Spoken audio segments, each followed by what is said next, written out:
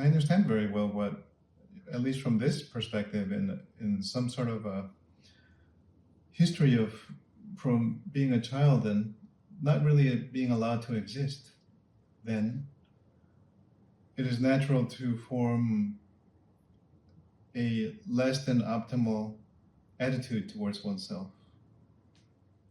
Yeah, I know this feeling of being in a group, especially new people, and not wanting to, or feeling closed down or guarded. For me, and I'm consciously looking at the screen right now because for me, it's when I share something, I grew up so used to, I'd share something and people would look at me like I'm crazy because I was around a bunch of people who treated others like that. And so it's still that fear of, oh, I'm going to share something with a new group or a new person, and they might look at me like those people used to. And that's terrifying. I hate that feeling. I hate when people look at me like that. So even in a group like this, where I've shared in the past, I'll be looking off to the side and like, I don't want to look. I don't want to see what other people's response is in their face to me sharing something. It's like a terrifying sort of a thing to me. Like, especially when it's deep, vulnerable things. It's like I'm exposing part of myself and someone's looking into it and saying, oh, that's crazy. Ooh, terrifying. Terrifying.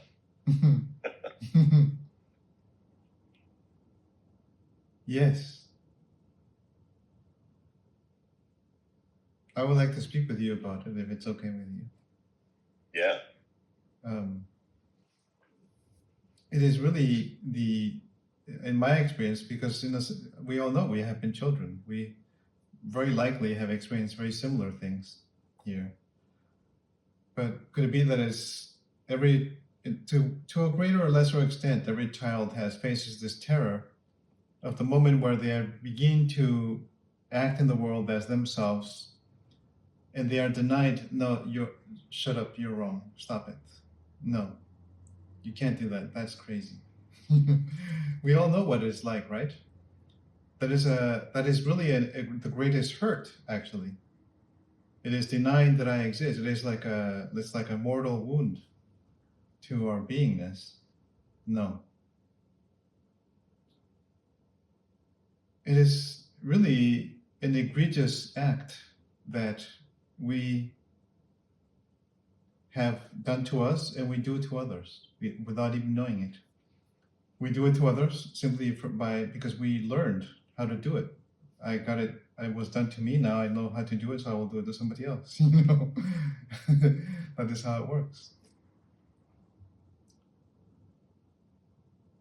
And I suppose the motivation to speak with you about it is perhaps we can together in this moment be open to that, not to revisit the wound in some kind of dramatic way, but to allow it to be mentioned, and it perhaps can know that we are aware of it and be touched and be healed somewhat. It is a possibility.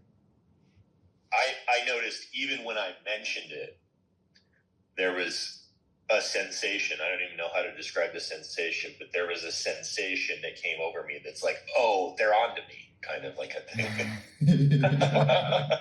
They're on to me. Everyone here sees me. And yes. It's okay. Really felt like that. But there was such a warm response from all the faces here, almost like people might know what I'm talking about. And there was like a receptiveness, and that in itself felt really healing. Yes. Just in that moment. It's amazing. But we can see it is wonderful that you experience it. And therefore, if you and I are experiencing it, I know pretty sure all of us are experiencing it. It is like a balm that meets the wound, and it is not it's not violent, or it's not cause and effect at all. It is in some other dimension. But at the same time, it is very, as you noticed it immediately, you are being known to exist. in this arena. There's an affirmation, yes. And then this is the healing. This is the healing, is whatever, because if I am denied existence, then I become fragmented in myself. Then there's another injury, and there's another fragment, and there's more and more and more until there's many, many, many, many fragments. That's how we become partial. But then the movement to becoming whole is simply the reverse of that. And not always do I have to cover every single injury. Sometimes these injuries, our nervous system represents them in a hierarchical fashion. So if you just flick one of the dominoes, it is a big one that flicks thousands of dominoes behind it. Not always, but sometimes, they all fall.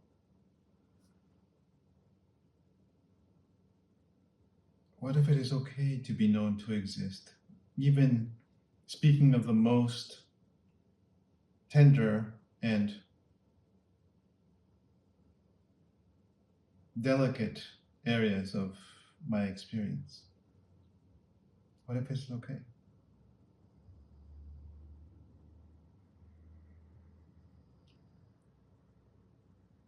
And not just partially, but fully, to be allowed to travel through the entire face.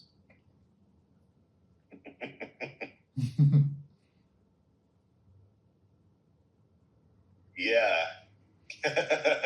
It's the funniest experience. Every time we meet, I feel a little bit more like I exist.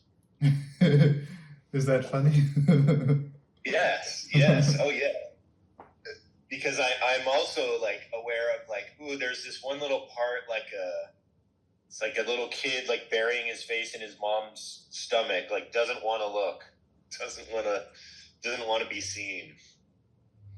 Just some little part, maybe occasionally he'll like look out the corner of his eye, something like that. Yeah. And yeah. I call it the sweetness. It's known to exist by me now. Yes. It is being known to exist by you. Yes. Yeah. And it's a little bit like adorable in a little way. Yes. I was saying, maybe you were speaking of it, I call it the sweetness. We are a sweetness.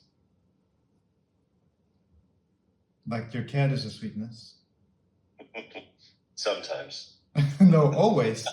The cat is always a sweetness, even if it is doing things that you don't like.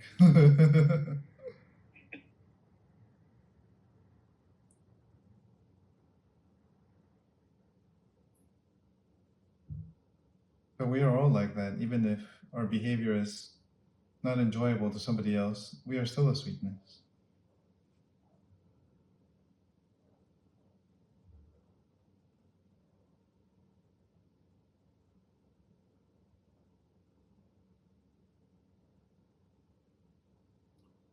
There are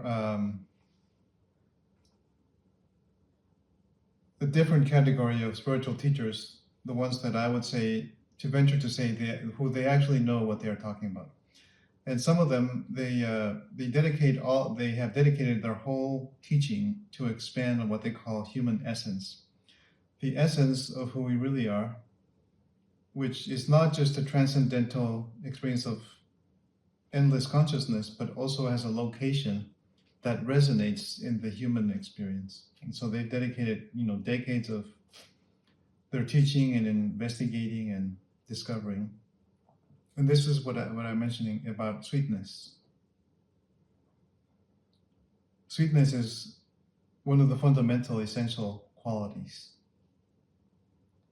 Like who we are as intelligence embodied is sweetness.